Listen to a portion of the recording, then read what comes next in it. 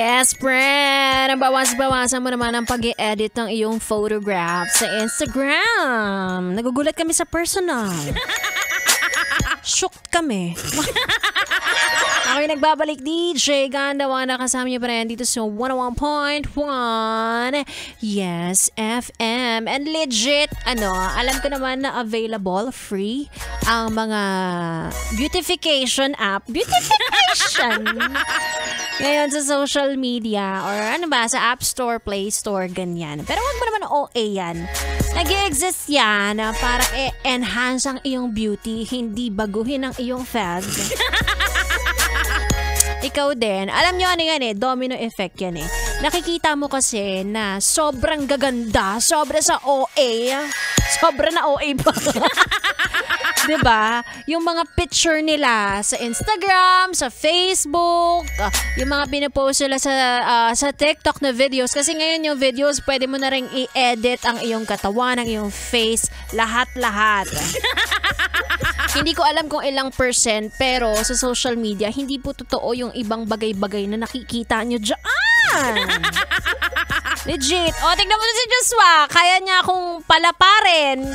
Palaparin? Kaya niya akong gawing malapad. Kaya niya akong squeeze. Ganyan.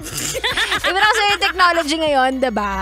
O, kaya ikaw, kung feeling insecure ka sa mga nakikita mo sa social media, wag. Kasi hindi natin alam kung ano ang totoo dyan or hindi. Ganito na lang. Magkita-kita na lang sa personal. Mag-get together na lang. Para magkaalaman. Anyway, wala ka namang dapat patunayan. Lagi mo yung tatandaan. Kahit kanino man, wala. Saka isa pa, dumaan din ako sa face na ganyan Yung naiingit ako sa mga post ng mga kaibigan ko na parang, hoy, ang sexy niya na, ang ganda niya na hindi ko naman alam kung paano ang mga ritual na ginawa bago in-upload ang photo na iyon. Diba? Hindi ko alam. Pero lagi nilang sinasabi na ang tao, i-upload nila kung saan sila best looking. Not all the time ganyan ang itsura nila. Diba? Ewan ko, pwera na lang kung ikaw siguro si Marian Rivera kasi ang ganda talaga niya.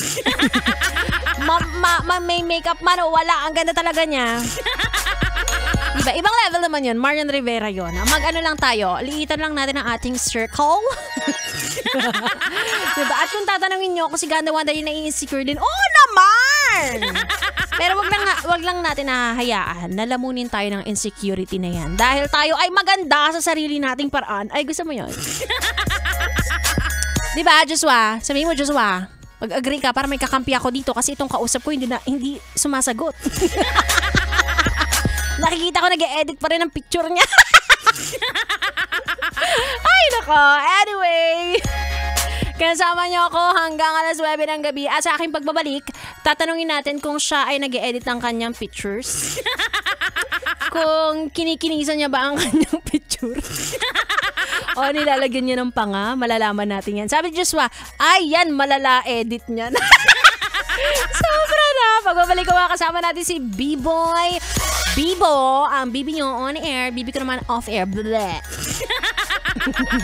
Tuloy-tuloy ang ating tugtugan at ikaw ay nakatutok. Dito lang sa 101.1 Yes FM. Memories 101.1 Yes FM.